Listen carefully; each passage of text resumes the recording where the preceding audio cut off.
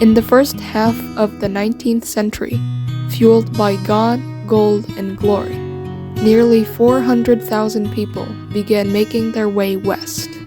Among the first of these people were the mountain men, as they penetrated frontier regions and ultimately laid the groundwork for those moving west. Through selling furs, these men were capable of making a living for themselves. With a high demand for fur hats and other items, it allowed for natives to receive goods from settlers and for settlers to receive furs from natives and other trappers. For 3 decades, fur traders explored the upper Mississippi and northern Rocky regions. The northern Rocky beaver had much thicker fur than beavers in the south. There was high demand, as beaver fur was the preferred fashion on hats at the time. And really, the region had an astounding high amount of beavers. History of the fur trade. The first mountain men. In 1807, Manuelisa, businessman in St. Louis, organized a fur gathering expedition and pioneered what would be known as the Bad Pass Trail, leading to Bighorn Canyon. They built Fort Raymond, the first permanent structure in today's Montana. It would take another 16 years until more mountain men came to the area. William Ashley and Andrew Henry trappers, who worked for the Rocky Mountain Fur Company, were next to set foot on the Bad Pass Trail. This is what started a 10-year period, from 1823 to 1833, when the Bad Pass Trail was heavily traveled. William Ashley's men started the tradition of rendezvous in 1825, a trading fair where trappers could sell and trade their furs for commodities such as clothing, saddles, bridles, tobacco, and whiskey. It is also where they met potential customers and business partners. Some notable mountain men include Jedediah Smith from New York, Jim Bridger from Virginia, Robert Campbell from Missouri, and Jim Beckworth from Virginia.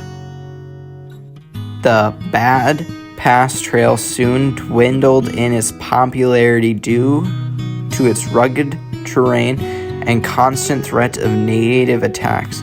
And by the 1800s, the beaver fur trade was also dying out as there was new change in the fashion to favoring silk hats. Nevertheless, the mountain men were the first to lead the way to Bighorn Canyon and significantly influenced the course of U.S. history. One of the primary reasons mountain men did so well was because of their handiness and ability to go and survive without many items. As such, few necessities were needed by the mountain men other than flint, steel, and a knife or rifle. Alone with these tools, they were capable of making a living and trapping animals for fur. The relationship between the natives and mountain men are a mix of good and bad. The natives often traded with the mountain men with furs and fur clothing. Many mountain men learned to communicate with the natives and created friendships with them. In other cases, the natives were a threat to the mountain men and confrontation was common. The mountain men and the natives, due to natives having many different languages, communicated primarily in sign language. The mountain men, due to living alone, suffered from isolation and loneliness on the psychological level. They would sometimes go crazy from the mercury in their fur hats, but their biggest threat was Mother Nature. The wild animals, natural disasters, and starvation were just a day-to-day occurrence. After the beaver fur trade went out of style, the fur trade died with it, so the mountain men became guides for people journeying across the plains of California, leading the path, helping travelers survive the harsh conditions and handling encounters with natives. Others settled into jobs as army scouts or settled the lands they helped explore. From the early times of the mountain men to their eventual decrease, some very intriguing stories emerged. One infamous story being that of Hugh Glass, survivalist and fur trader. After getting separated from his group of traders by an unfortunate run-in with the native Arikaras, he was left to navigate back to his home camp.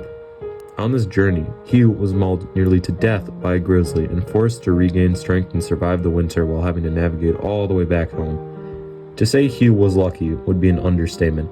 He survived near impossible odds and lived to tell the tale. Jim Bridger was likely the most famous mountain man of the period. He trapped beaver, traded fur, and dealt with Indians. He knew the land and mountain passes like the back of his hand. He is credited with discovering the Great Salt Lake in 1824. He also spoke many languages including English, French, Spanish, and a number of Indian languages. After beaver fur lost favor, he worked at a shop in blacksmiths' forges, restocking and repairing wagons.